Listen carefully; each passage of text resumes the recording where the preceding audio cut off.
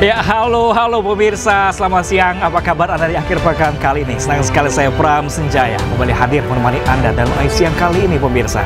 Selain 3 berita utama tadi, Ayu Siang juga akan menyuguhkan beragam informasi penting lainnya. Dan pemirsa, Ayu Siang kali ini kami awali dari Jakarta. Ada seorang maling motor yang babak belur diamuk warga di Jalan Songsi, Tanah Sereal, Tambora, Jakarta Barat. Pelaku tertangkap tangan saat hendak membawa kabur motor curian.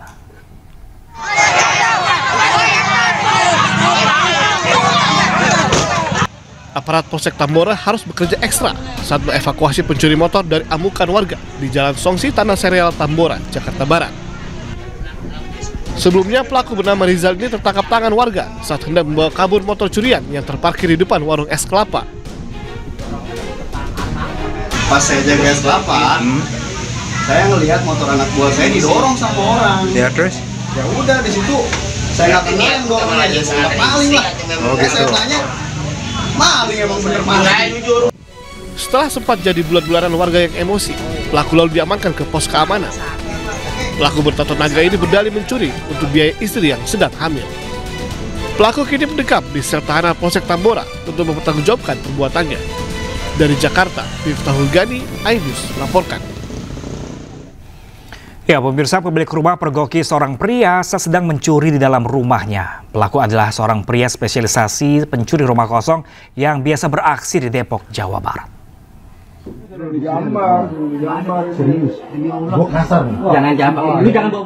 Spesialisasi pencuri rumah kosong berinisial MA yang membobol 2 rumah dipergoki pemilik saat beraksi di kawasan Depok, Jawa Barat.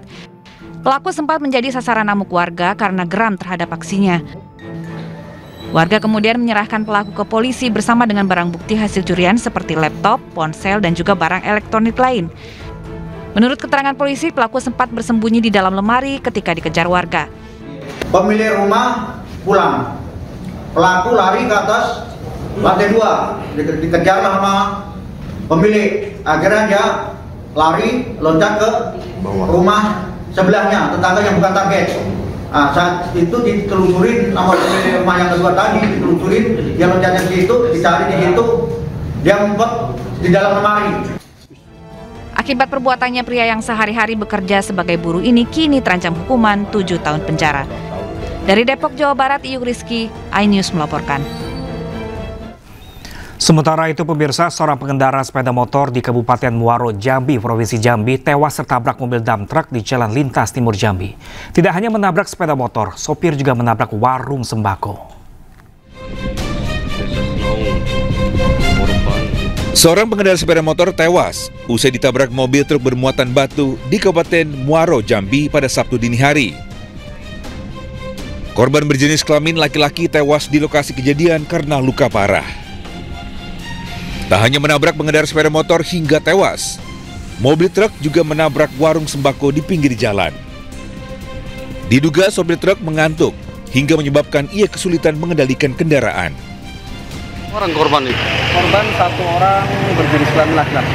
Untuk kronologis kejadian sementara masih dalam penyelidikan karena kejadian situasi di TKP ini seperti nggak ada masyarakat karena jam 3:30 pagi.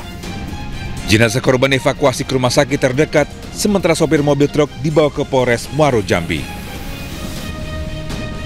Dari Kabupaten Muaro Jambi, Haisun Hafiz, Ayu News melaporkan. Di Makassar, Sulawesi Selatan pemirsa, seorang ibu muda menganiaya bayinya yang baru berusia 2 bulan hingga tewas. Korban dipukul menggunakan toples hingga terluka parah di bagian kepala.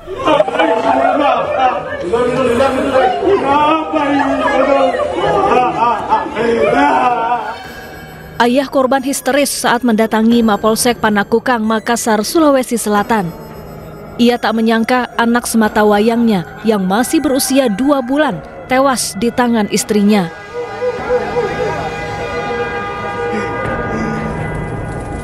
Peristiwa terjadi Jumat dini hari sekitar pukul 2 pagi waktu Indonesia Tengah di rumah korban.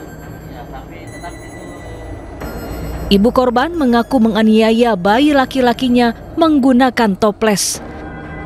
Akibatnya kepala bayi terluka parah hingga tewas bersimbah darah di atas kasur.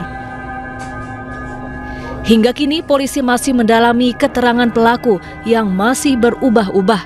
sekaligus memeriksa kondisi kejiwaan pelaku. Ibu korban dipukul pakai toples. Di bagian mana? Di bagian kepala. Tetapi untuk keterangannya ini berubah-ubah. Makanya nanti kami pastikan lagi untuk pendampingan dari pihak psikologi. Nanti kami masih dalami, masih simpang siur, tapi kami dapatkan informasi awal adanya gangguan psikologi. Polisi juga terus mendalami keterangan sejumlah saksi, termasuk suami pelaku, untuk mengungkap motif pembunuhan. Dari Makassar, Sulawesi Selatan, Muhammad Nurbone, iNews melaporkan. Cekcok dengan istrinya, seorang pria di Purwakarta tega menganiaya anak balitanya yang masih berusia 1,5 tahun. Sementara di Bekasi, seorang pria lakukan kekerasan seksual terhadap anak tirinya yang masih duduk di bangku sekolah dasar.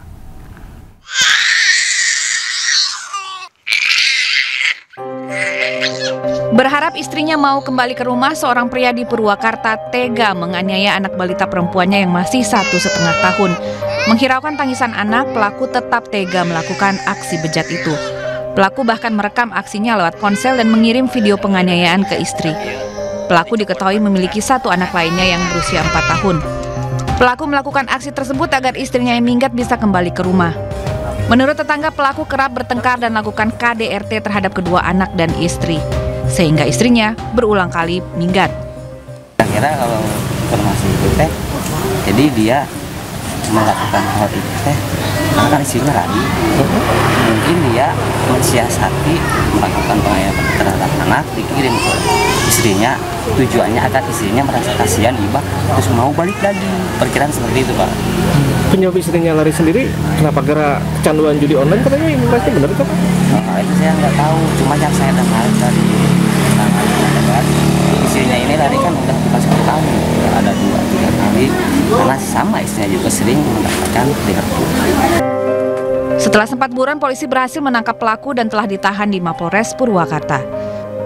Bagaimana jamnya dibayar lah, ini gratisan, gambar dirinya lagi. Sementara di Bekasi, seorang pria melakukan tindak kekerasan seksual terhadap anak tiri. Dalam video, pelaku berhasil diamankan dan dibawa ke kantor RT Desa Ciantra, Cikarang Selatan untuk diperiksa. Aksi bejat pelaku terungkap setelah korban menceritakan kepada ibu dan teman-temannya terkait yang dialami selama 2 tahun terakhir, atau saat korban masih duduk di kelas 5 sekolah dasar. Saya bisa jelaskan, jadi untuk kasus tersebut memang kami terima laporan tersebut di tanggal 24 Juni 2025 kemarin, dan alurnya itu pihak keluarga itu sudah mengetahui sekitar seminggu sebelum pelaporan, dan akhirnya dari kakak korban melakukan laporan, dan sekarang kita sedang melaksanakan pemeriksaan kepada para saksi yang ada di lingkungan korban. Kemudian untuk tersangka sendiri atau ayah tiri dari korban sampai saat ini melarikan diri posisinya, dan saya sudah memerintahkan untuk melakukan pengejaran terhadap yang bersangkutan. Untuk perlindungan perempuan dan anak, Satreskrim Polres Metro Bekasi telah memeriksa sejumlah saksi dan korban terkait kasus ini. Sementara korban saat ini menjalani trauma healing dari pihak kepolisian. Dari Kabupaten Bekasi, Jawa Barat, Irwan dan Didi Junaidi, iNews melaporkan. Seorang pemuda asal kota Sukabumi, Jawa Barat diduga jadi korban tindak pidana perdagangan orang atau TPPO di Kamboja. Korban disekap dan sempat mendapatkan tindak kekerasan. Bahkan keluarga korban diminta tebusan sebesar 40 juta rupiah. Ke tangan, saya pengen ngomong langsung ke mukanya.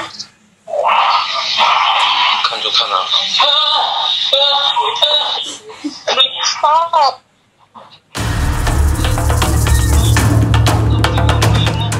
Nasib pilu dialami Muhammad Bagas Saputra, warga Cikole, Kota Sukabumi, Jawa Barat.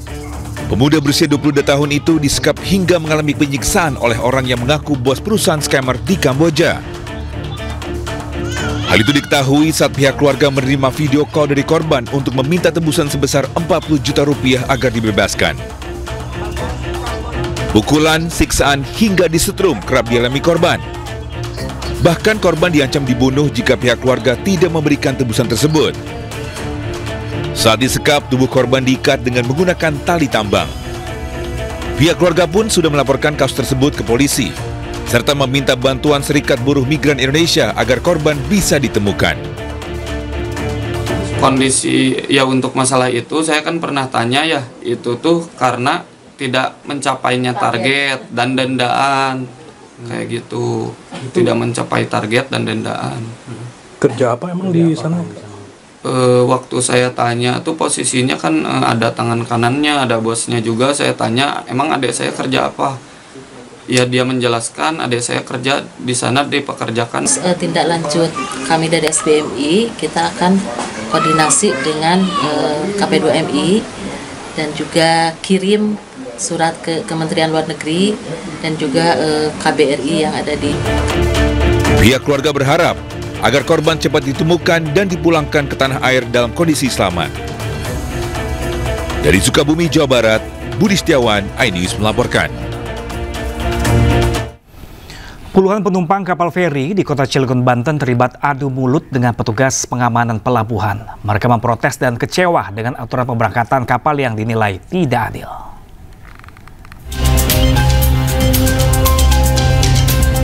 Sejumlah penumpang kapal feri di Pelabuhan Eksekutif Merak, Banten terlibat adu mulut dengan petugas keamanan. Mereka memprotes kebijakan dari pihak pelabuhan yang menilai banyak kendaraan yang antri tidak bisa masuk kapal, namun ada kendaraan yang baru antri langsung bisa masuk ke dalam kapal. Mereka mengaku sudah berjam-jam antri, namun gagal masuk ke dalam kapal KMP Sebuku akibat pengalihan parkir secara tiba-tiba. Yang jadi mereka emosi itu kan karena harusnya mereka naik kok, kenapa yang baru datang, yang pengganti lokasi kita nih, ya kan kosong nih, didatengin mobil baru, mereka naik, justru kita enggak, yang dialihkan ke bawah. Itu Pak, yang memicu kemarahan para pengguna jasa penyeberangan ini. Menyikapi hal ini, PT SDP Indonesia Ferry menyampaikan permohonan maaf atas insiden tersebut dan menegaskan bahwa operasional telah dilaksanakan sesuai dengan standar prosedur yang berlaku. Dari Cilegon, Banten, Iskandar Nasution, iNews melaporkan. Kita ke informasi lain, pemirsa. Jelang tahun ajaran baru, orang tua murid mulai berburu perlengkapan sekolah. Seperti di Pasar ASMK Jakarta, pedagang mulai banjir permintaan seperti buku tulis hingga seragam sekolah pelajar.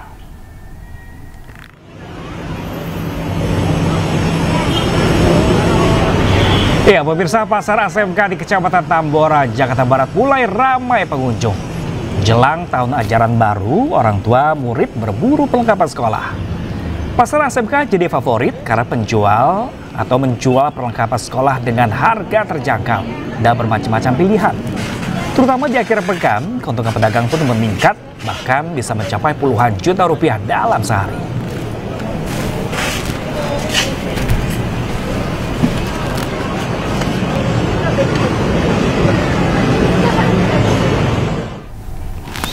Dan pemirsa, bagaimanakah suasana terkini di Pasar ASMK siang hari ini, pemirsa? Kita langsung bergabung, dengarkan kami ada Galuh Pandu langsung dari Pasar ASMK Jakarta.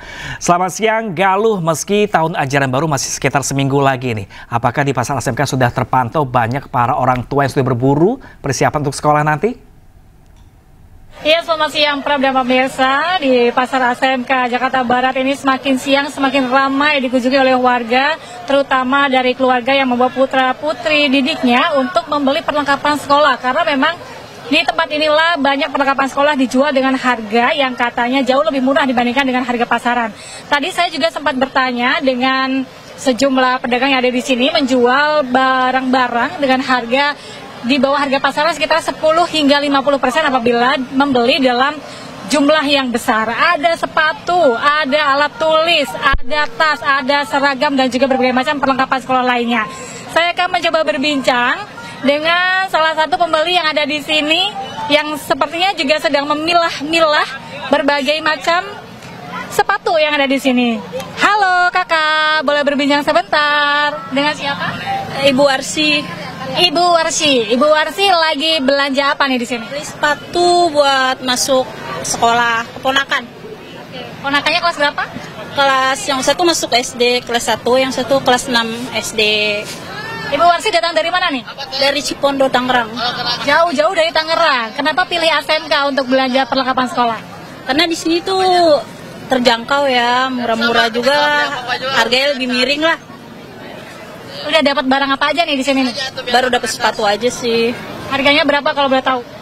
120-an. Sepatu 120 ribuan aja. Nah, rencananya selain sepatu mau beli apa lagi, Bu? Kayak buku, pensil, perlengkapan alat sekolah aja. Baik, Bu Warsi, selamat berbelanja. Terima kasih banyak. Ternyata beli sepatu harganya cuma 120 ribuan saja, pemirsa. Saya akan ajak Anda untuk melihat salah satu kios juga yang menjual alat tulis yang dijual dengan harga yang murah-murah juga di sini ya. Saya akan tunjukkan, tadi saya sempat bertanya kepada pedagang bahwa buku yang ada di sini dijual dengan mulai harga Rp25.000 saja. Nah, ini salah satu contoh bukunya. Seperti ini, dan harga-harganya dijual di sini ini sekitar 10% hingga 50% lebih murah dibandingkan dengan harga yang dijual di pasaran pada umumnya. Halo Ibu.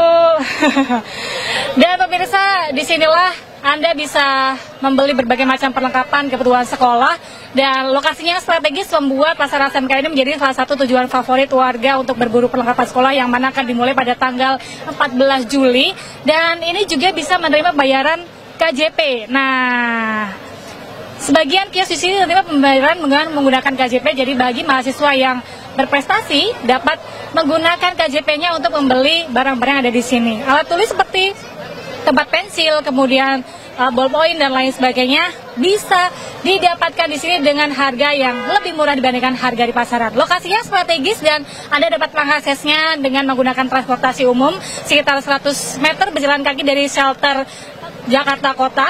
Dari bus Transjakarta Anda sudah bisa untuk berburu sekolah ini. Kembali ke Anda, Pram.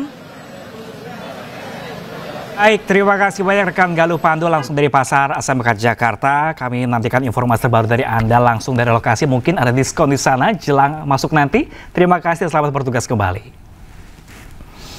Ya pemirsa, aksi getok parkir di Bandung, Jawa Barat viral di media sosial. Juru parkir ilegal tersebut meminta tarif Rp20.000 dengan memberikan karcis palsu agar bisa parkir di bahu jalan. Tiba-tiba datang si mang parkirnya dengan polosnya, ini neng sana bayar dulu langsung sana 20.000. Bajir cek aing teh 20.000, tuh salah. Kita teh mau ibadah, kenapa kamu mempersulit, memanfaatkan, tahu nggak si tukang parkir teh? Iya teh memang kumaha, seni kumaha. Ini kalau mau laporan kasar ke Pak Dedi kumaha ya harus ditindaklanjuti ya tuh. Parkiran liar kayak gini paling kita parkir juga paling lama setengah jam sampai beres Jumatan, terus kita langsung pergi 20.000. Video kekecewaan seorang warga Bandung ini viral di media sosial. Pengunggah meluapkan kekesalannya karena merasa dipalak oleh seorang juru parkir liar. Saat hendak melaksanakan salat di sebuah masjid di kawasan Asia Afrika Bandung, tiba-tiba seorang juru parkir liar menodongkan karcis kepada pemilik kendaraan dan meminta tarif sebesar Rp20.000. Korban menduga juru parkir memberi karcis palsu untuk parkir di bahu jalan. Terus kejadian kemarin atau tadi itu yang digunakannya adalah karcis buatan sendiri, bukan dikeluarkan oleh Brun Parkir Dinas Perhubungan Kota Bandung. Jadi terima kasih atas laporannya dan kami akan tindak lanjuti dengan kejadian itu, mudah-mudahan tidak terjadi kembali. Aparat mengimbau agar warga dan wisatawan yang datang ke Kota Bandung agar parkir di area resmi untuk menghindari aksi pemerasan dari juru parkir liar. Dari Bandung, Jawa Barat, Billy Maulana, iNews melaporkan. Sementara itu pemirsa, puluhan jemaah umroh terlantar di salah satu hotel di Sidoarjo, Jawa Timur. Jemaah dari berbagai daerah di tanah air ini merasa dirugikan dan sempat bersih tegang dengan pihak travel. Di bawah garis Pak, kalau jenengan orang besar, ini masalah ibadah Pak, bisa usaha sana sini sampean. Ini orang kecil-kecil. Kalau sampean jadi orang-orang ini gimana sampean? Perasaannya kalau sampean manusia.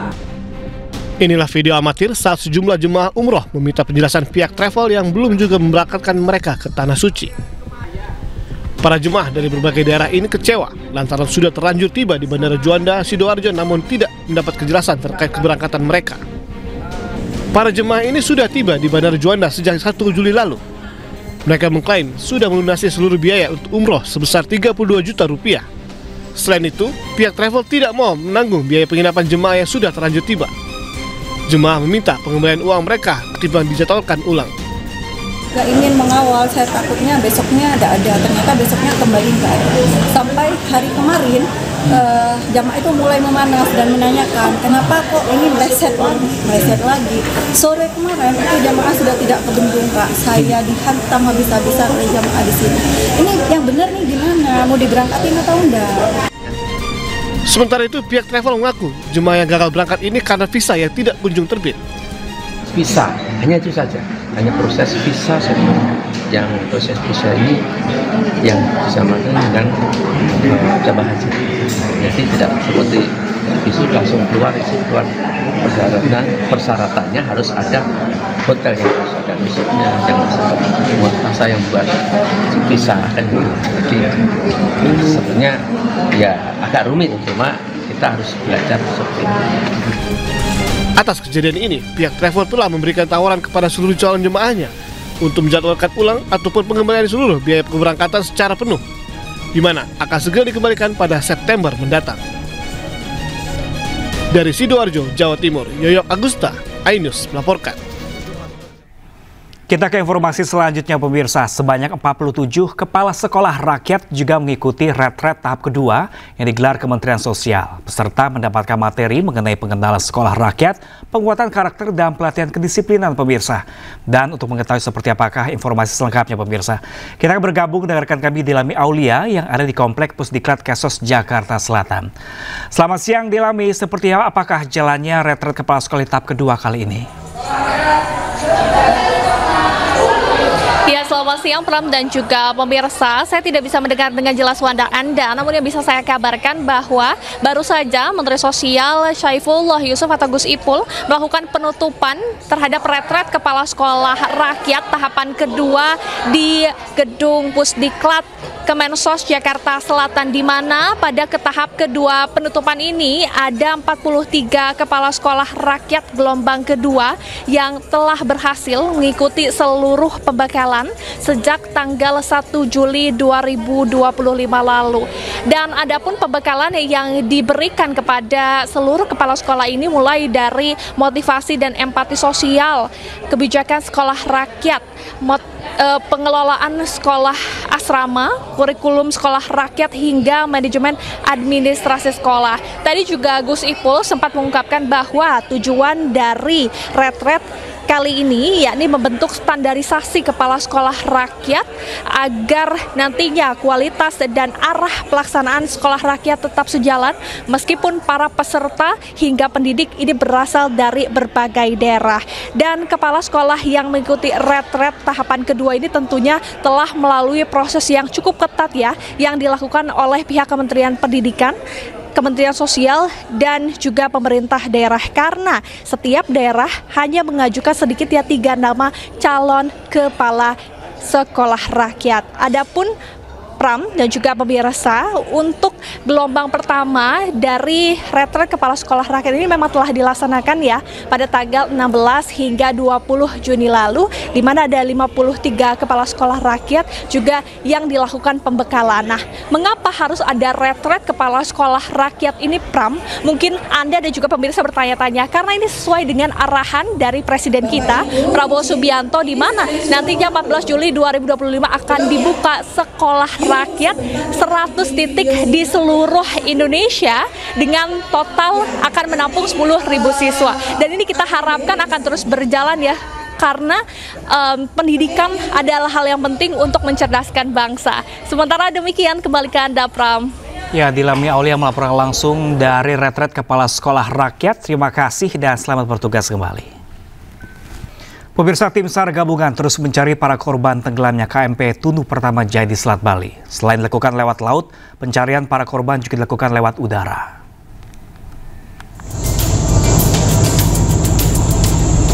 Tim SAR gabungan masih melakukan pencarian di Selat Bali yang jadi lokasi tenggelamnya KMP Tunu Pratama Jaya.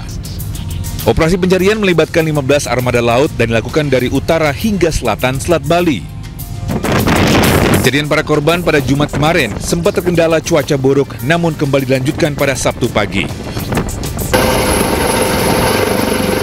Selain dilakukan lewat laut, pencarian para korban KMP Tunu Pratama Jaya juga dilakukan lewat udara.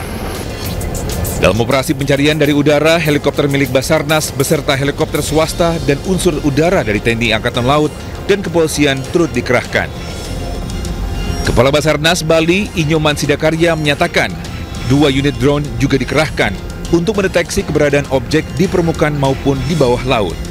Tim Liputan iNews melaporkan.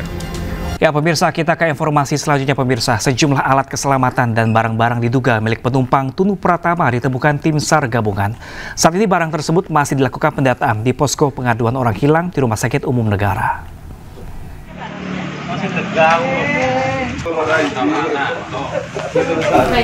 Pemirsa, sebanyak 12 life jacket dan 2 ring buoy ditemukan tim pencarian korban KMP Tunu Pratama Jaya. Selain itu, sejumlah barang korban berupa pakaian, ponsel, serta barang lainnya. Barang-barang tersebut ditemukan di perairan selatan Jemberana 3 hingga 4 Juli kemarin dan dibawa ke posko pembuahan dan dikumpulkan di posko pengaduan RSU Negara yang selanjutnya diidentifikasi oleh tim Inafis Polres Jemberana. Sementara posko pengaduan orang hilang di RSU Negara menerima 19 laporan masyarakat yang mengaku kehilangan keluarga.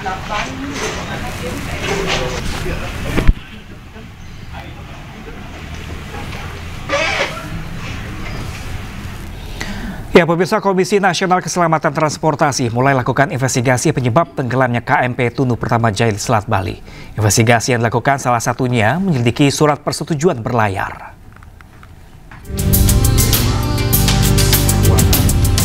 Komisi Nasional Keselamatan Transportasi menelusuri berbagai aspek teknis dan operasional kapal mulai dari sebelum dan saat kapal berlayar dari Pelabuhan Landing Craft Mesin Ketapang menuju Pelabuhan Gilimanuk Jemberana, Bali. Salah satunya adalah memeriksa dokumen surat persetujuan berlayar yang menjadi syarat mutlak sebelum kapal diberangkatkan. KNKT juga akan menilai kesiapan awal kapal dalam menghadapi situasi darurat, rekaman video yang tersebar di media sosial, hingga jumlah ketersediaan skoci di atas kapal dan life jacket yang penting dalam proses penyelamatan. Melihat apakah rekomendasi kita terhadap masalah life craft itu sudah terlaksana dengan baik enggak di lapangan. Kita juga ingin bahwa rekomendasi yang pernah kita keluarkan untuk masalah life craft ini kita harapkan sudah berjalan. Nah, itu kita akan juga cek termasuk bagian yang dari yang kita investigasi. Terus kemudian bagaimana si kru kapal melaporkan kondisi darurat kepada darat atau tim rescue di darat, dan rescue di darat berapa lama respon time-nya sampai di lokasi dan kenapa ada terjadi korban meninggal itu yang kita tidak inginkan. KMP Tunu Pratama Jaya mengangkut sebanyak 53 penumpang dan 12 ABK serta 22 kendaraan. Kapal tenggelam dini hari 15 menit setelah bertolak dari pelabuhan. 36 orang ditemukan, 30 orang selamat dan 6 lainnya meninggal dunia, sementara 29 orang masih hilang. Dari Banyuwangi, Jawa Timur, Ersutomo, iNews melaporkan. Ya pemirsa, 29 orang dinyatakan masih hilang akibat tenggelamnya KMP Tunu Pratama Jaya di Selat Bali. Keluarga berharap kerabat mereka yang hilang cepat ditemukan.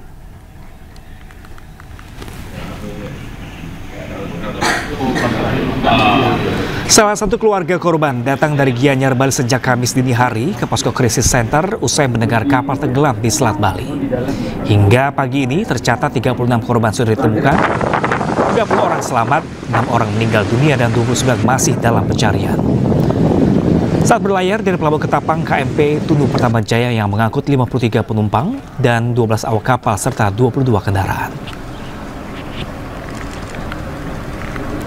Ada temannya aja yang ngasih ini ya, dari situ lah makin panik. Awalnya nggak yakin kalau itu tuh kapal yang ditumpangin Aji itu emang di situ ada Aji. Ternyata baru tak lihat di beritanya, tak liatin nama-nama penumpangnya itu beneran ada namanya Aji. Terus saya mastiin dari rumah Gianyar saya kesini sama ibu berdua bawa motor. Saya pastiin ke dalam, ternyata itu beneran namanya Aji. Dan pemirsa, untuk mengetahui kondisi di posko pelabuhan Ketapang, pemirsa, kita akan bergabung dengan jurnalis iNews, ada Eris Utomo di sana. Selamat siang, Eris. Ya, Eris, apakah dari pantauan Anda dari posko krisis center di sana, apakah masih banyak keluarga korban yang masih setia menunggu hingga saat ini? Ya, Pram dan pemirsa, saat ini saya sedang berada di posko krisis center, di mana sebelumnya memang ini adalah pos yang kedua, artinya pos yang pertama di sini dipindahkan ke pos yang kedua mengingat dibantu fasilitas yang belum memadai, dan sekarang mereka sudah mendapatkan fasilitas yang sudah disiapkan oleh pihak terkait. Demikian, Bang. Oke, apakah ada perkembangan terakhir terkait ada penemuan baru kembali yang diterima oleh petugas di lapangan? Ya, hingga saat ini masih terus upaya pencarian, dan mungkin bisa saya sampaikan di sini dari heli Basarnas dari Kejauhan sudah terlihat telah melakukan operasi atau pemantauan di udara. Dan di sini, Pram, ini adalah para keluarga dan korban KMP Pratama Jaya yang sudah menunggu sejak hari pertama di dalam pasca tenggelamnya kapal penuh Pratama Jaya. Dan hingga saat ini dengan informasi yang kami dapatkan bahwa memang untuk pelaksanaan pencarian terus dilakukan dengan difokuskan pada sisi selatan Selat Bali, karena mengingat dari cuaca dan gelombang ataupun arus mengarah ke selatan. Demikian, Bang. Kalau dari pantauan Anda dari posko center ini, sejauh mana posko ini memberikan pelayanan informasi kepada keluarga korban?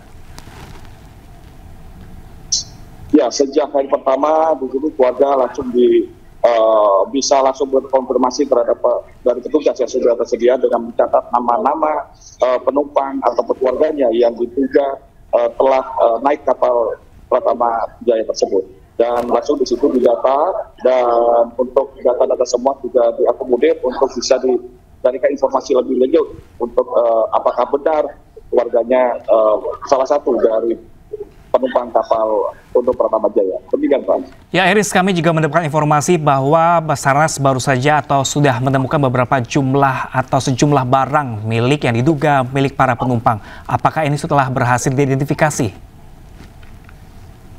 Ya, hingga saat ini memang kami sudah mendapatkan informasi adanya atau ditemukannya sejumlah barang bawaan dari para penumpang. Namun demikian semua itu masih berada di pos di Gilimanuk, sehingga kami masih belum mendapatkan informasi tentang hal itu. Namun demikian memang upaya terus dilakukan, terlebih dari 3 heli yang sudah disiapkan ataupun sudah melakukan pemantauan dari udara pun juga sudah dilakukan. Demikian. Eris, di belakang Anda ini banyak sekali keluarga yang masih tetap setia menanti langsung dari posko. Mungkin Anda sempat berbincang dengan mereka. Apa alasan mereka tetap bertahan di posko? Ya, Bram. Mereka semua sudah mencoba untuk menunggu dari informasi dari tim SAR untuk bisa mendapatkan sejauh mana pihak keluarga telah menunggu untuk mendapatkan informasi terkini tentang pelaksanaan atau hasil dari operasi SAR ini. Ya, Eris, juga Anda mungkin bisa berbincang pada mereka seperti harapan mereka? Ya. Diketahui sudah Kamis dini hari kejadian terjadi, mungkin Anda bisa berbincang langsung. Ya, ini ibu siapa? Iya. Ibu Dian. Ya, Ibu Dian. Ibu Dian dari mana, Ji? Dari jadi saya warga Tuban, saya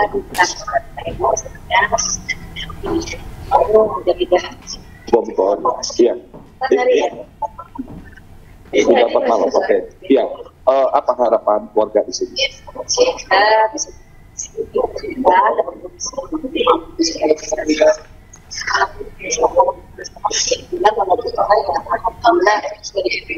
Ya, tetapi sudah masuk dalam manifest dalam data? Iya.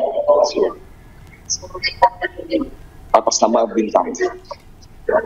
Ya, Pram, itu tadi salah satu keluarga dari korban yang berharap tim SAR terus untuk melakukan upaya pencarian dan membuahkan hasil.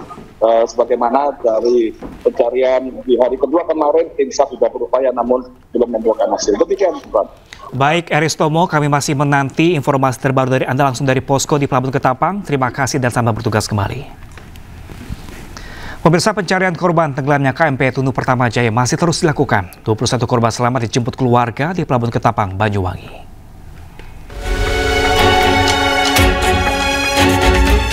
Sebanyak 21 korban KMP Tunu Pratama Jaya yang tenggelam di Selat Bali tiba di Pelabuhan SDP Ketapang, Banyuwangi.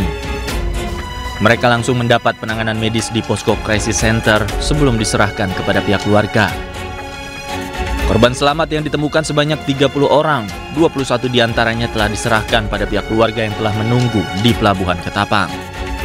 Sementara 7 penumpang diserahkan kepada keluarga di Pelabuhan Gilimanuk, Jembrana, Bali. 6 orang korban meninggal dunia telah diserahkan kepada pihak keluarga di Banyuwangi. Hingga kini, tim SAR gabungan masih terus melakukan pencarian dengan melebarkan area penyisiran. Dari Banyuwangi, Jawa Timur, Eris Utomo, iNews melaporkan. Dan pemirsa, untuk informasi selengkapnya kita terhubung dengan Deputi Operasi dan Kesiapsiagaan Basarnas, ada Bapak R. Eko Suyatno. Selamat siang Pak Eko. Selamat siang Mas Pram. Ya Pak Eko, untuk sejauh ini Bapak, per hari ini Bapak, ada jumlah korban lagi yang bertambah yang telah ditemukan? Baik, rekan-rekan pemirsa ini sekalian, pada pagi hari ini update situasi korban yang terevakuasi masih sama dengan kemarin. Itu pun kemarin hasil konfirmasi dan rekonfirmasi terhadap penumpang yang berhasil kita evakuasi, yaitu sejumlah 36, 30 dinyatakan selamat, 6 dinyatakan meninggal. Kemudian dari 30 tersebut, 21 adalah penduduk di Banyuwangi dan 9 ada di Gilimanuk.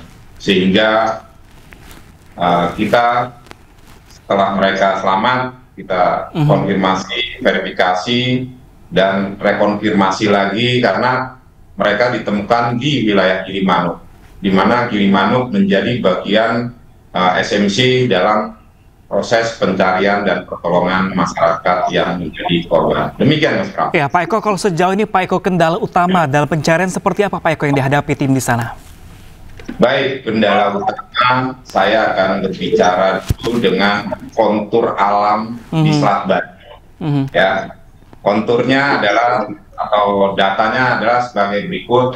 Ini di sebelah kiri saya, ini adalah monitoring kita memantau pergerakan arus yang ada di Selat Bali, yang rata-rata dari selatan ke dari utara ke selatan. Ini cenderung nanti siang berubah lagi, sore berubah lagi. Dan hal ini pun kita konfirmasi dengan data BMKG yang dirilis kepada kami sebagai SMC adalah sebagai berikut. Perakiraan cuaca per hari ini, di mana kondisi cuaca hari ini mulai jam 7 pagi sampai jam 16, kita bagi 3 sekuens waktu dari jam 7 sampai jam 10, ini rata-rata berawan tebal sampai jam 10, kemudian jam 10 sampai 13.00 itu adalah hujan ringan, yang 13 sampai 16 adalah hujan ringan. Demikian juga arah angin, kemudian kecepatan angin, gelombang rata-rata 0,5 sampai 2 meter pada hari ini. Ini berdasarkan data perakiraan cuaca yang diberikan, yang menjadi data awal kami sebelum melakukan tugas di lapangan, dan kami deliver kepada seluruh OSC, On-Screen Coordinator, yang saya bagi menjadi 2, OSC Ketapang yang dipimpin oleh Dan Lanal Banyuwangi, dan OSC Gilimanuk yang dipimpin oleh Kepala Kantor SAR Denpasar. Kemudian data ini masih ada lagi kecepatan arus di permukaan yang rata-rata pagi ini arus lebih cenderung kuat, yaitu 2,0 meter per sekon, sampai sore menurun 0,5 sehingga rata-rata 1,5. Demikian juga arus bawah air, ini saya sudah mintakan arus bawah air di kedalaman 5 meter berapa, 20 meter berapa, dan seterusnya. Ini untuk menunjang tugas ke depan yang akan kita lakukan. Demikian Mas Pram. Oke Pak Eko, selain karena ada kendala cuaca seperti gelombang tinggi dan arus yang sangat deras di sana, ini selain tim armada dikerahkan langsung ke lokasi, apakah ada bantuan teknologi khusus untuk mencari para korban yang masih hilang? Baik, Pak Pram, dari kondisi saat ini kami pagi ini mendapat perkuatan dari TNI, ya. Kemarin juga sudah ada perkuatan alut dari TNI, yaitu 2 kapal, yaitu KRI Teluk Ende dan KRI Tongkol. Saat ini tambah lagi 1 kapal KRI Vanildo 732 yang memiliki asasi untuk mendeteksi bawah permukaan. Kemudian juga 1 Helipanter yang memiliki sonar deteksi bawah permukaan yang langsung onboard di atas heli tersebut adalah Panglima Armada 2. Beliau langsung onboard dan tadi pagi dari Surabaya menuju Banyuwangi ataupun Ketapang melakukan searching area permukaan dulu. Kemudian bergabung dengan kami memberikan briefing kepada jajaran OSC dan SRU untuk melaksanakan tugas-tugas hari ini. Ditambah lagi dengan kekuatan tim hidrografi yang expert dalam bidang pemetaan bawah air dan kontur bawah air. Ditambah lagi dari tim pusat penyelaman atau Dislambair Koarmada 2, ditambah tim Kopaska juga. Sementara kita di sini sudah ada tim penyelam dari Basarnas dan seluruh potensi yang berjumlah 22 orang. Saat ini sedang kami arahkan untuk melakukan medical check up sebagai salah satu persyaratan sebelum melakukan tugas. Pak Eko, demikian. Iya Pak Eko, kami juga mendapatkan kabar bahwa ditemukan kemarin atau tadi pagi ada 1 orang penumpang yang ditemukan selamat oleh nelayan. Benar demikian Pak Eko? Kalau pagi ini tidak ada, ya kami memonitor dan mengendalikan jalannya operasi 24 jam. Namun kendala manusia dan peralatan pasti ada work hour-nya. Manakala sistem peralatan dan manusia butuh istirahat, sistem elektronik kami laksanakan, yaitu dengan e-broadcast. E-broadcast ini kepada para pengguna laut, para operator ataupun para nelayan yang ada di sekitaran Selat Bali, manakala menemukan dan mengevakuasi, kami berharap mereka melaporkan kepada posko gabungan ini. Demikian Mas Pram. Oke, Pak Eko, ini dari jumlah total yang hilang dan jumlah total penumpang yang ada di sana, benarkah ada korban atau penumpang yang tidak masuk dalam daftar manifest kapal? Mas Pram dan rekan-rekan pemirsa iNews, data itu bisa saja terjadi. Namun kami sebagai perwakilan pemerintah dan tim teknis di lapangan, kami mengacu pada data dari otoritas terkait. Dalam hal ini adalah ASOP dan ASDP sebagai regulator dan operator di lapangan. Data inilah yang menjadi referensi kami, di mana data tersebut sudah kami terima dari kami in charge pada tugas penyelamatan ini, di mana kru dari ABK KM Tunu ini adalah 2 orang, penumpang adalah 53 orang, dan peralatan ataupun kendaraan ada 22 kendaraan. Demikian Mas Pram. Baik Pak Eko Suyatno, kami terus berharap dan terus berdoa agar tim dari Basarnas dapat menemukan seluruh penumpang yang dinyatakan masih hilang. Terima kasih banyak Pak Eko Suyatno telah bergabung bersama kami di iNews siang hari ini. Anda kembali di iNews Siang pemirsa, kali ini bersama saya Syafaati Suryo. Pemirsa, tim pemadam kebakaran Lamongan, Jawa Timur berhasil mengevakuasi 5 burung hantu yang bersembunyi di atas plafon rumah milik warga. Menurut pemilik rumah, kelima ekor burung hantu tersebut setiap malam mengeluarkan suara yang berisik dan sangat mengganggu. Evakuasi burung hantu ada 5, yang di sana satu. Tim pemadam kebakaran Lamongan, Jawa Timur berhasil mengevakuasi 5 ekor burung hantu yang bersembunyi di atas plafon rumah warga. Kejadian tersebut terjadi di Perum Graha Indah, Desa Tambak Rikadung, Kecamatan Tikung. Saat melakukan evakuasi, petugas damkar menjelaskan bahwa burung hantu tersebut bersarang di plafon atas rumah. Setelah proses evakuasi yang berlangsung sekitar 20 menit, petugas damkar akhirnya berhasil menangkap kelima ekor burung hantu tersebut. Pemilik rumah mengaku merasa terganggu dengan keberadaan burung hantu tersebut. Kesulitannya sih untuk menangkapannya tidak ada, berhubung ada di atas plafon, jadi kita itu naik dulu menggunakan tangga, itu yang agak memerlukan energi. Itu mengganggu ya? Iya, suaranya keras. Itu tiap malam apa tiap hari? Iya, tiap malam, tapi saya baru pulang dari merantau. Terus berapa ekor tadi yang ditangkap? 5 atau 4 gitu.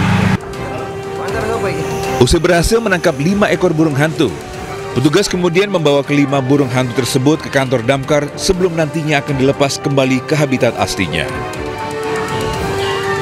Dari Lamongan, Jawa Timur, Abdul Wahid, iNews melaporkan.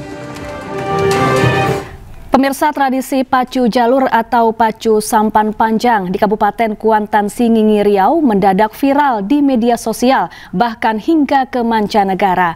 Atraksi tarian saat jalur melaju menular, membuat beberapa pemain klub sepak bola dunia ikut memperagakannya. Seperti apa ya tariannya? Berikut liputannya.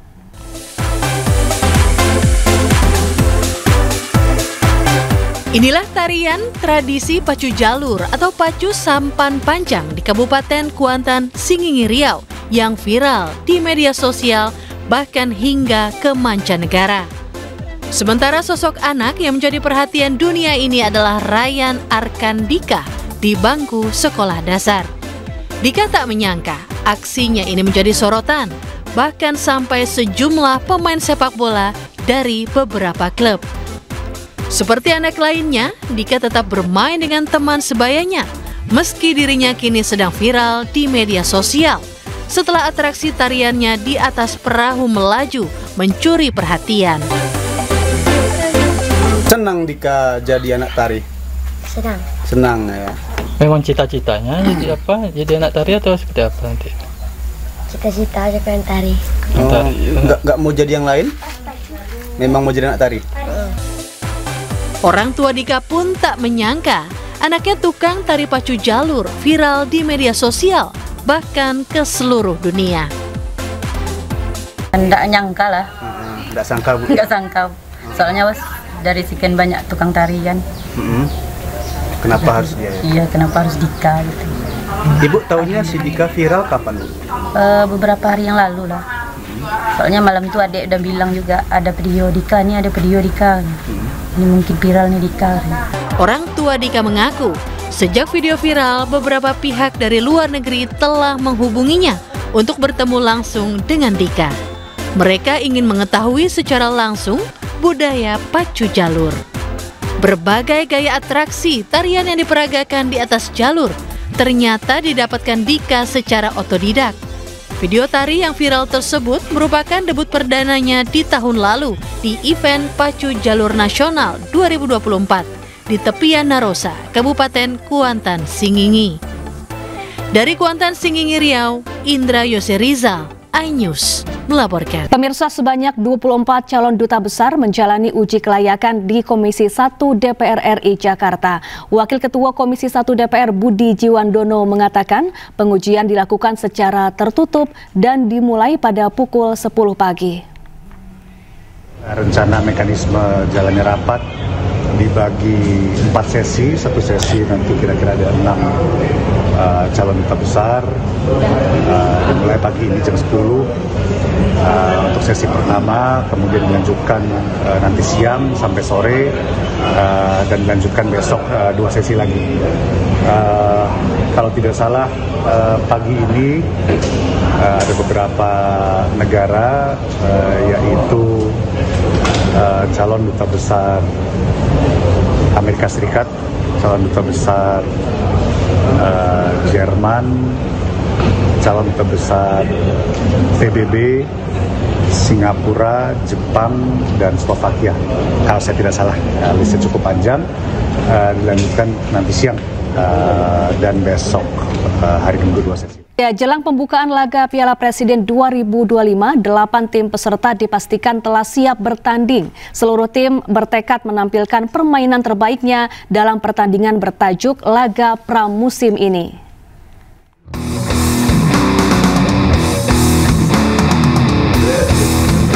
Jelang pembukaan turnamen Piala Presiden 2025, 8 tim peserta dipastikan telah siap mengikuti laga bertajuk pembuka pramusim tahun ini. Ajang Piala Presiden dijadwalkan berlangsung pada 6 hingga 13 Juli, akan berlangsung di 2 stadion di Jakarta dan Bandung. Laga pembuka akan diisi pertandingan juara Liga 1 musim 2024-2025, Persib Bandung yang akan melawan tim dari Thailand, Port FC, dan dilanjutkan pertandingan Indonesia All-Star yang akan menghadapi Oxford United. Pihak penyelenggara memastikan hadiah utama turnamen ini jumlahnya mencapai 11,5 miliar rupiah yang akan diberikan pada juara dan juga ada penghargaan untuk individu. Dan saya mengharapkan juga tentu panitia tadi sudah diingatkan oleh ketua para untuk benar-benar menjaga tidak hanya tadi masyarakatnya tertib, UMKM-nya baik, tapi pertandingan harus bersih. Ya, ini benar-benar menjadi tolak ukur yang penting karena tidak mungkin industri sepak bola kita bisa berjalan baik tanpa pertandingan yang bersih. Yang terbaru dalam penyelenggaraan kali ini akan ada hadiah rumah bagi UMKM ataupun supporter terbaik dalam gelaran kali ini. Dari saya pribadi nanti diatur kriterianya buat UMKM terbaik, buat supporter terbaik, ya. Saya siapkan 5 rumah subsidi gratis, ya, gitu, ya. Tolong ada 5, saya minta dengan kriteria aturannya nanti Pak Ajis dikasih tahu kriterianya, ya. Tapi diutamakan itu harus buat masyarakat berpenghasilan rendah. Dari Jakarta, Henry Aprilia, Dimas Winardi, iNews melaporkan. Pemirsa, upacara pemakaman untuk pemain sepak bola Portugal dan Liverpool, Diogo Jota dan adiknya Andre Silva berlangsung di sebuah gereja di Porto pada Jumat waktu setempat. Jenazah mendiang Diogo Jota dan adiknya Andre Silva disemayamkan di sebuah gereja. Kerabat dan anggota keluarga tiba untuk mengikuti upacara pemakaman dengan membawa bunga. Presiden FC Porto, André Villas-Boas, dan gelandang Portugal, João Moutinho, juga menghadiri upacara pemakaman ini. Sementara para penggemar terlihat mengantre di luar gereja untuk memberikan penghormatan terakhir. Pihak berwenang mengonfirmasi bahwa kecelakaan terjadi sekitar pukul 00.30 waktu setempat pada Kamis lalu. Mobil sport mewah yang dikendarai Jota membelok keluar jalur setelah bannya pecah saat menyalip.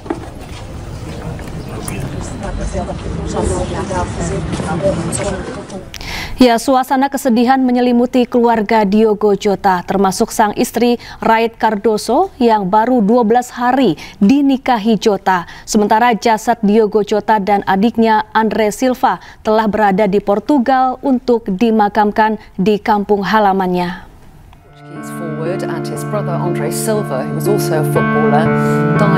Jenazah Diogo Jota dan adiknya Andre Silva Jumat malam telah berada di Portugal.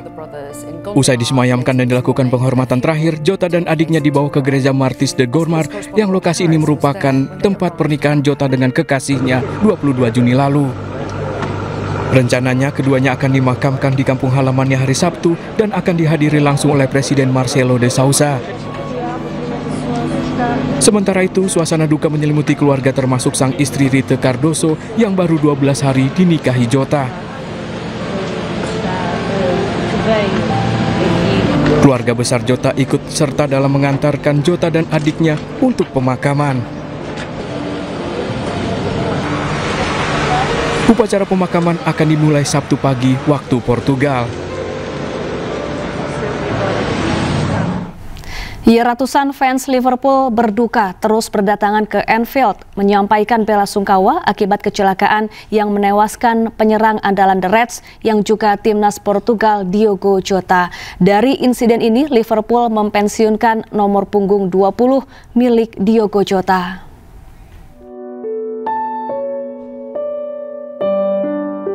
Ratusan fans Liverpool terus berdatangan ke Anfield memberikan karangan bunga duka cita usai mengetahui penyerang andalan The Reds Diogo Jota meninggal dunia akibat kecelakaan tragis di Zamora, Spanyol.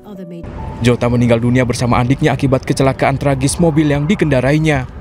Sampai saat ini ucapan bela sungkawa terus membanjiri media sosial klub dan juga akun pribadi Jota. Di antaranya bintang yang juga berasal dari Portugal, Cristiano Ronaldo, yang mengunggah foto Jota pada Instagramnya. Ronaldo menuliskan ketidakpercayaannya atas apa yang terjadi usai dirinya melewati momen-momen penting bersama Jota. Selain Ronaldo, rekan senegara Jota Bruno Fernandes juga mengunggah story di akun Instagramnya.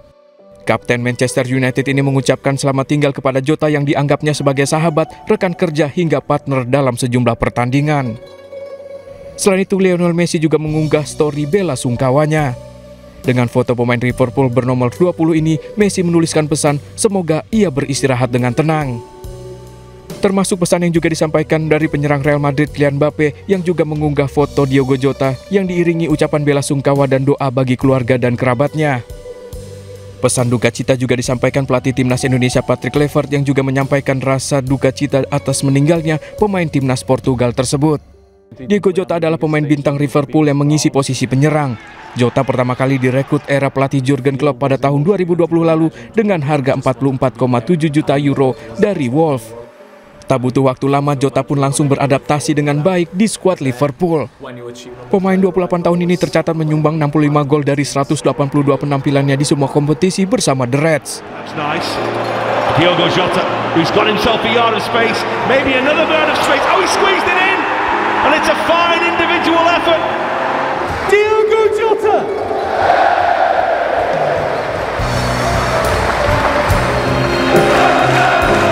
I think they know that with me they will have the minimum required to represent. Berkat performa apiknya pemain yang memakai nomor punggung 20 ini mendapat banyak menit bermain yang sekaligus membantu Liverpool meraih gelar juara Premier League, 1 piala FA dan 1 piala Carabao. Dari insiden ini, Liverpool pun secara resmi telah menyatakan mempensiunkan nomor punggung 20 yang dikenakan Diogo Jota.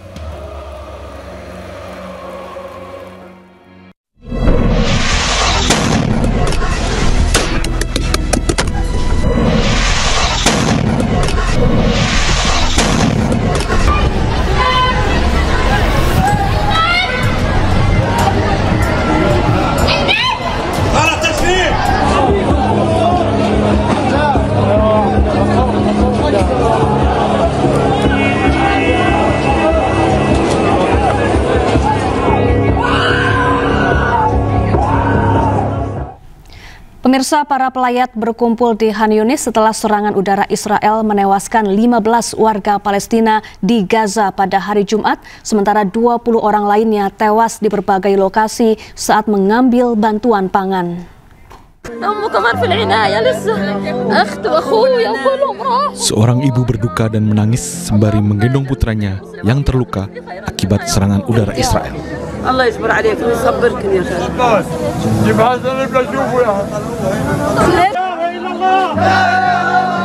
Di sisi lain, seorang wanita menangis di depan jenazah anak dan menantunya yang telah menjadi korban kebiadaban serangan Zionis Israel sebelum jenazah keduanya disalatkan bersama jenazah lainnya lalu dimakamkan. Zionis Israel kembali menyerang Khan Yunis Jumat pagi waktu setempat. Sementara 20 warga lainnya turut menjadi korban saat mengambil bantuan pangan di daerah Gaza Selatan. Amerika Serikat ingin mengambil alih Gaza dari Israel. Hal ini disampaikan Presiden Amerika Serikat Donald Trump yang menyampaikan akan memindahkan warga Palestina dari Gaza.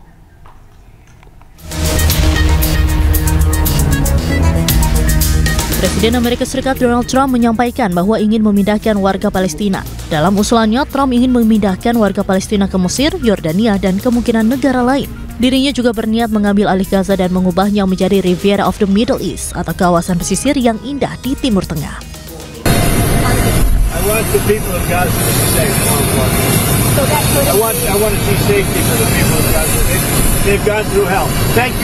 Sementara itu, Mesir dan sejumlah negara di Arab sedang menyusun rencana membangun kembali Gaza dan memastikan warga Palestina tetap berada di wilayah tersebut tanpa harus mengungsi.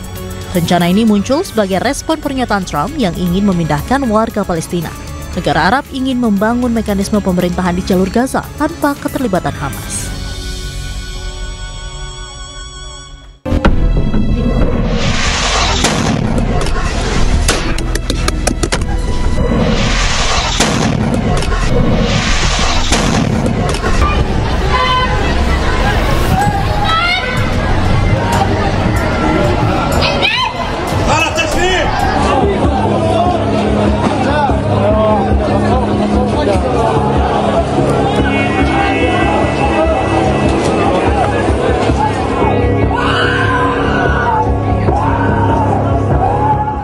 Anda kembali di iNews Siang pemirsa. Mantan Menteri Perdagangan Thomas Lembong dituntut 7 tahun penjara dalam kasus korupsi impor gula.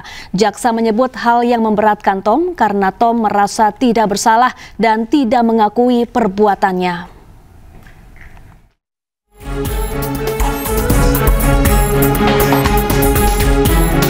Jaksa menuntut mantan Menteri Perdagangan Thomas Trikasih Lembong dengan hukuman 7 tahun penjara. Tom juga diwajibkan membayar denda 750 juta rupiah, subsidiar 6 bulan kurungan. Mantan tim sukses Capres Anies Baswedan ini dinilai terbukti memperkaya orang lain dan korporasi dalam kasus korupsi impor gula, sehingga negara dirugikan hingga 578 miliar rupiah. Menurut jaksa, hal yang memberatkan Tom adalah karena Tom merasa tidak bersalah dan tidak mengakui perbuatannya. Sebagaimana dalam dakwaan primer penuntut umum. 2. Menjatuhkan pidana terhadap terdakwa Thomas Trikasih Lembong oleh karena itu dengan pidana penjara selama 7 tahun. Dikurangi selama terdakwa berada dalam tahanan sementara. Dengan perintah agar terdakwa tetap ditahan. 3. Menjatuhkan pidana terhadap terdakwa Thomas Trikasih Lembong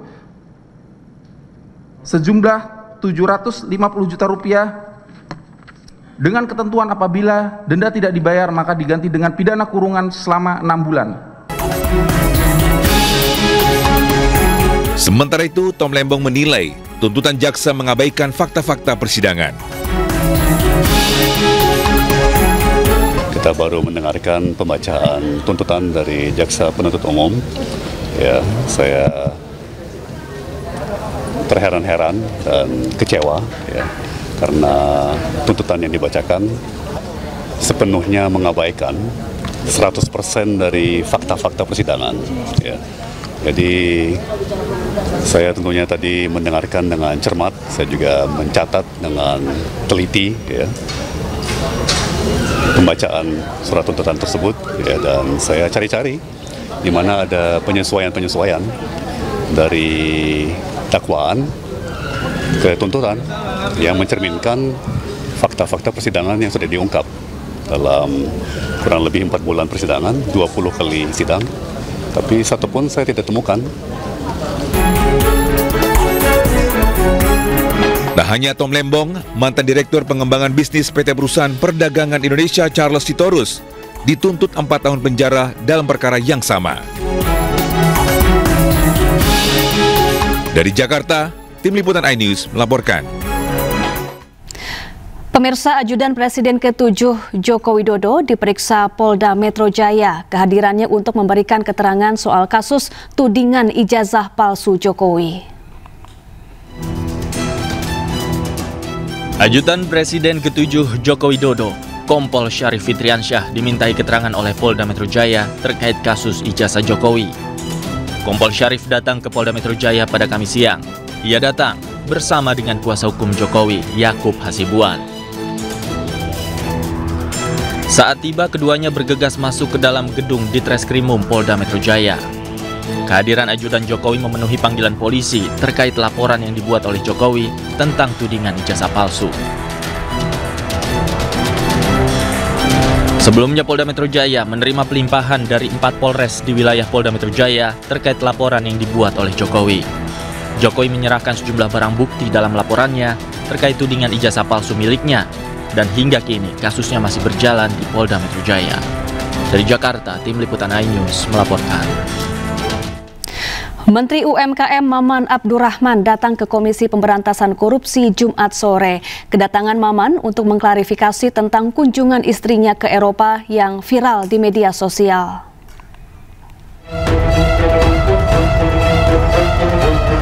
Jumat sore, Menteri UMKM Maman Abdurrahman datang ke KPK.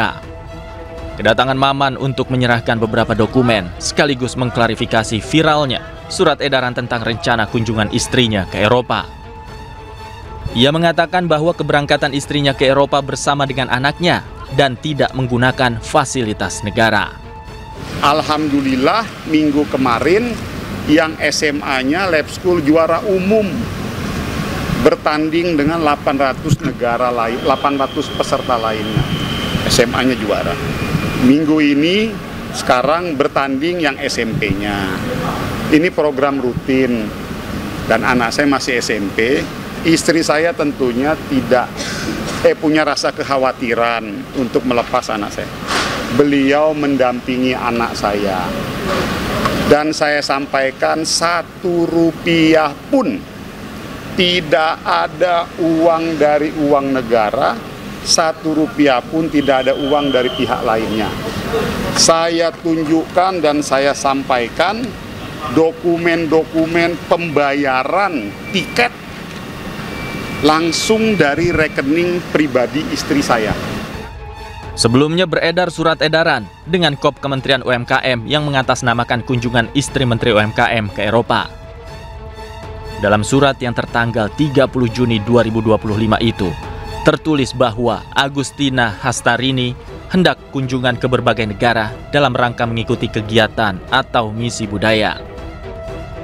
Surat edaran tersebut viral di media sosial dan mendapat respon dari warganet. Beberapa warganet bahkan memberi komentar negatif. Mereka menyoroti peran istri Maman dalam kementerian, termasuk tujuan perjalanannya ke Eropa. Tak sedikit pula yang mempertanyakan kunjungan istri Maman ke Eropa dalam rangka tugas negara atau liburan semata. Dari Jakarta, Ismalia Auliaisah, iNews melaporkan. Pemirsa, suasana rapat antara Komisi 2 DPR RI dan pemerintah Provinsi Sumatera Utara memanas. Perdebatan sengit terjadi dalam rapat membahas berbagai isu strategis daerah.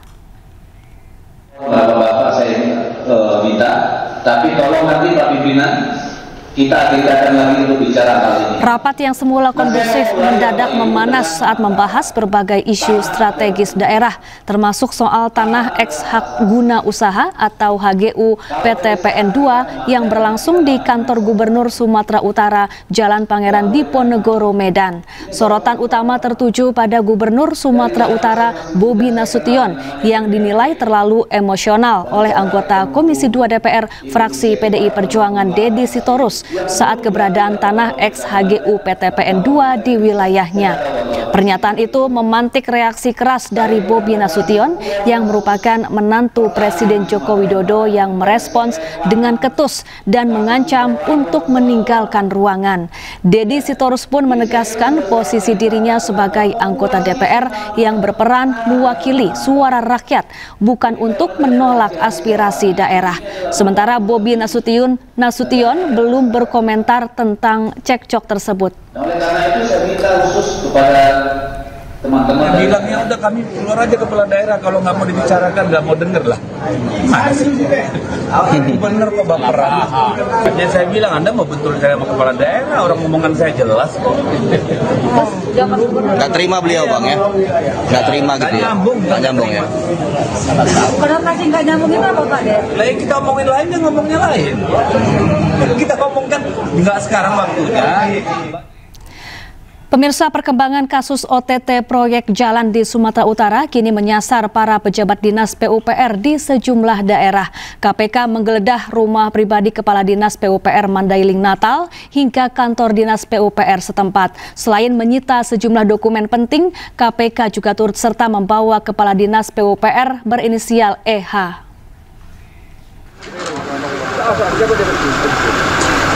Usai menggeledah lebih dari 3 jam, petugas KPK keluar dari rumah pribadi Kadis PUPR Mandailing Natal di Jalan Pilar Panyabungan pada Jumat malam.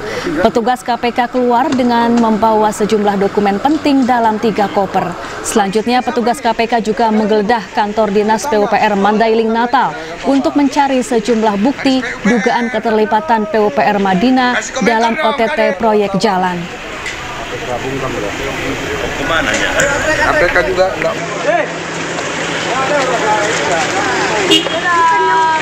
Ayo, anak kota semua.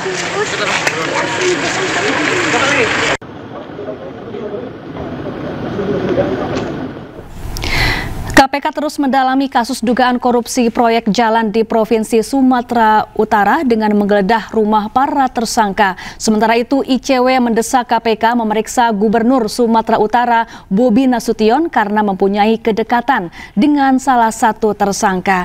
Dan pemirsa, informasi ini sekaligus menutup iNews siang hari ini.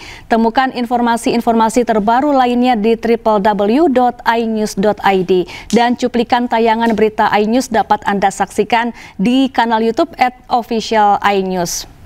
Ya, update terus informasi terbaru Anda dengan berita aktual juga hangat dan sejukan dulu dengan air mineral yang murni dan alami. Saya Syafaati Suryo pamit undur diri. Terima kasih, selamat beraktivitas dan sampai jumpa.